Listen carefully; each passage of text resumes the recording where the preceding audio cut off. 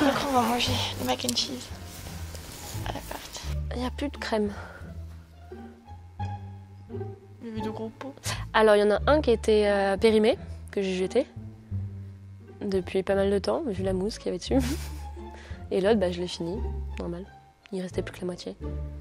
En fait, j'en avais acheté un et je crois que tu en as acheté un. Moi, j'ai fini le mien. J'ai envie de pois chiche.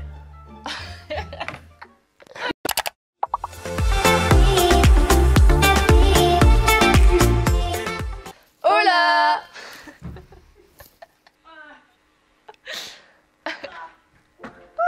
Alors aujourd'hui, on se retrouve avec ma coloc qui va vous parler de son parcours parce qu'elle a un parcours hyper intéressant dont on n'entend pas souvent parler puisqu'elle a fait prépa ECT.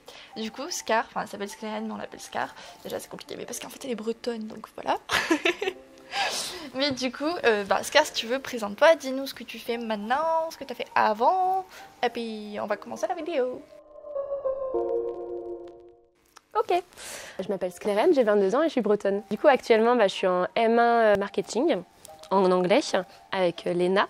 Et je suis dans son association Marseille Communication et je suis aussi au BDA, Bureau des Arts. Avant de venir à Kedge, j'étais en prépa ECT. Donc ECT, c'est tout ce qui est technologie. Donc on sort tous de STMG. Donc au lycée, j'ai fait STMG. Mais avant STMG, j'ai fait une première L qui m'a pas plu et du coup je suis partie en STMG et j'ai fait comme parcours cinéma audiovisuel au lycée parce que j'étais dans un lycée d'art où on proposait tout ce qui était art appliqué, cirque, théâtre, cinéma et donc moi j'ai fait du cinéma audiovisuel. Et du coup, pourquoi tu as choisi de t'orienter vers la prépa ECT? De base, je voulais pas rentrer en école de commerce. Je voulais travailler dans tout ce qui était le monde du journalisme. Sauf que quand j'ai découvert un peu tout ce que l'école de commerce proposait, on pouvait faire du journalisme comme du marketing. Je me suis dit, je rentre dans une école de commerce. Sauf qu'en sortant de STMG, on n'a pas spécialement les aptitudes et les compétences à travailler directement. Donc je voulais plus m'orienter vers une prépa pour justement apprendre à m'organiser, travailler sur du long terme et apprendre beaucoup plus de connaissances, que ce soit sur le droit, l'économie et principalement le management. Comment on fait pour accéder à la prépa ECT? Est-ce qu'il faut vraiment avoir fait STMG avant? Est-ce qu'il y a un niveau pour rentrer en prépa ECT? Alors oui, faut absolument faire STMG. Parce que c'est que des gens qui sortent d'STMG qui sont pris. Oui, il faut avoir un niveau parce que c'est quand même beaucoup demandé. Il y a 1% des STMG qui partent en prépa, sauf qu'il y a très peu d'écoles, que ce soit publiques ou privées. Donc moi j'étais à Angers, au lycée Chevrolier, et on était principalement des gens qui venaient de l'Ouest. Et il fallait quand même avoir un certain bon dossier. Donc la mienne, il prenait par rapport aux notes, donc il faut avoir un énorme bon dossier. Moi j'avais 15-16 de moyenne en STMG et j'ai eu mon bac et j'ai été acceptée avant d'avoir mon bac. Donc c'est principalement mon dossier, d'avoir une bonne moyenne. Il prenait à partir de, on va dire, 12-13 de moyenne. Sinon, il y a certaines prépas qui demandent d'avoir une lettre de motivation et c'est là que tout se joue en fait. Est-ce que tu peux nous parler un peu du contenu des cours en prépa ECT? En fait, on a des cours basiques qu'on revoit en école de commerce. Donc on a les langues, LV1, LV2. Donc moi j'avais pris anglais et espagnol. La première année, j'avais 4 heures d'anglais et 5 heures d'espagnol. Et la deuxième année, j'avais 4 heures d'anglais et 4 heures d'espagnol. Donc je perdais une heure d'espagnol. J'avais le culture générale, donc français et philosophie, qui était de 6 heures de philo et de français. J'avais du management, donc là le management c'était notre plus gros cours, donc on avait jusqu'à 7 heures, voire 8 heures de cours de management.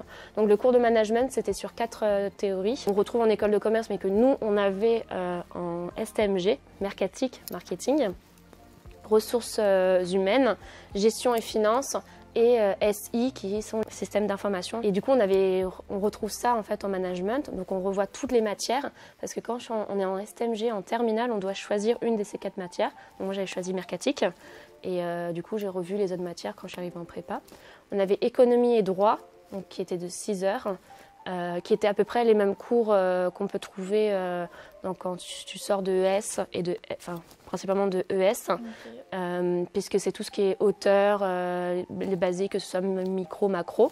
Donc c'est énormément de cours en économie. Et en droit, c'est tout ce qui est principalement sur les textes de loi au niveau du commerce.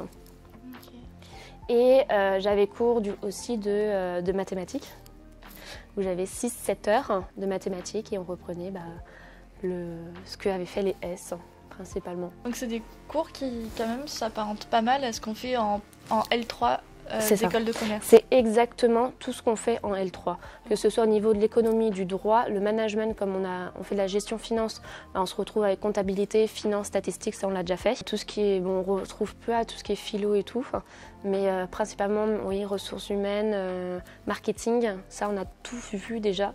Et après il y a les heures de colle. Nous on avait une spécificité dans mon lycée, dans ma prépa, c'était dans un lycée, on avait énormément d'heures de colle. D'habitude, on a 4 heures d'heures de colle et nous, on en avait voire 6 heures de colle. C'était parce que nos professeurs voulaient absolument nous motiver et nous structurer sur nos cours. On avait des heures une fois sur deux d'espagnol et de l'anglais, une fois sur deux de la philosophie du français. C'était soit des oraux, soit sur table. On avait 2 heures de mathématiques, on avait management aussi.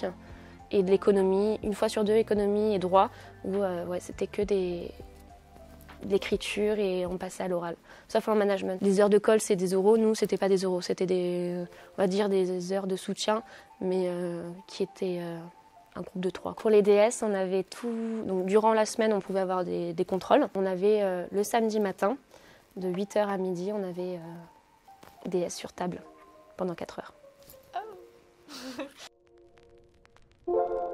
Et du coup, qu'est-ce qui te plaisait le plus dans ton parcours en prépa ECT ou dans tes matières? Moi, je suis passionnée par le droit, même si je suis partie en marketing.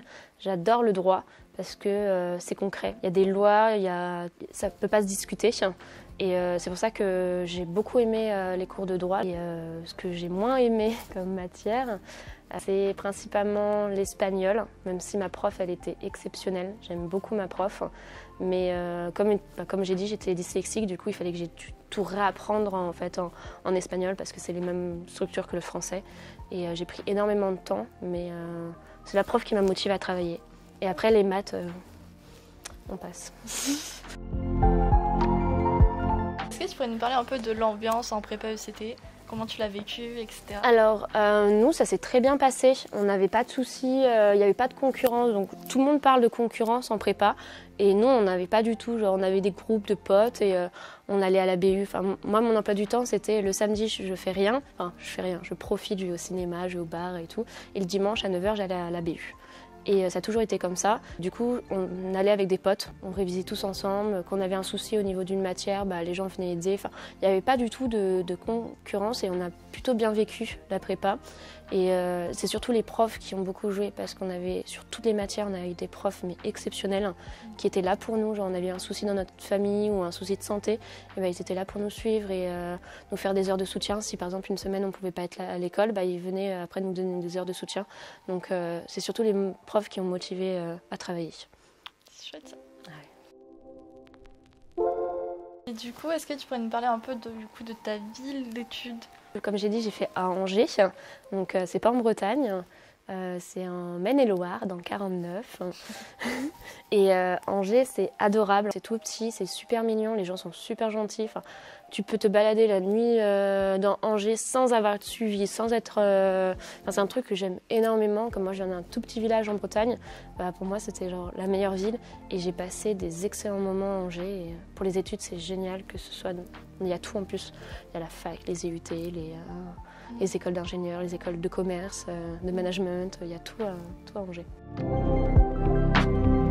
Du coup, est-ce que tu pourrais nous parler un peu des métiers possibles donc avec le parcours que tu fais maintenant, c'est-à-dire notre parcours? Ouais. Peut-être le métier que toi t'envisages, parce que c'est vrai qu'en marketing, il y a énormément de possibilités de métiers. Donc, Moi, ce que je veux travailler plus tard, c'est compliqué. Je veux travailler pour un média, que ce soit YouTube, les magazines, les journaux. Pour moi, ce serait le meilleur pour tout, ce serait Le Monde. J'aimerais bien travailler pour Le Monde. Et pas en tant que journaliste, c'est en tant que publicitaire. Donc je vais travailler dans la publicité, tout ce qui est communication sur les réseaux sociaux et sur faire des vidéos, comme ce qu'on fait à Marseille, mais au niveau publicité, au niveau du média.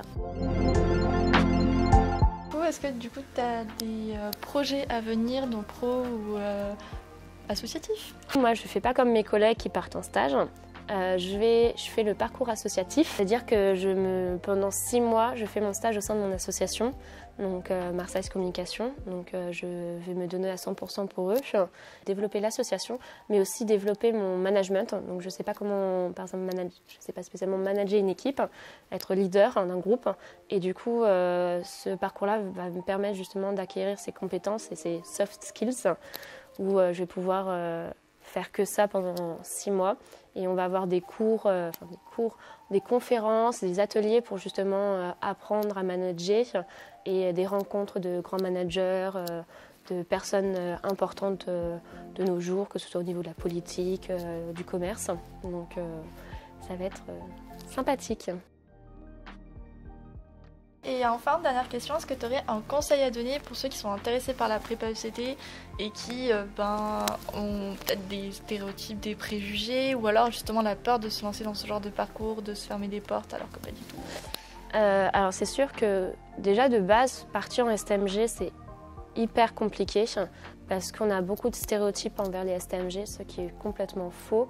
Moi j'avais une classe hyper cool, on n'était pas des teubés, on était tous motivés à ce qu'on voulait faire et on savait très bien qu'on voulait travailler dans le commerce plus tard.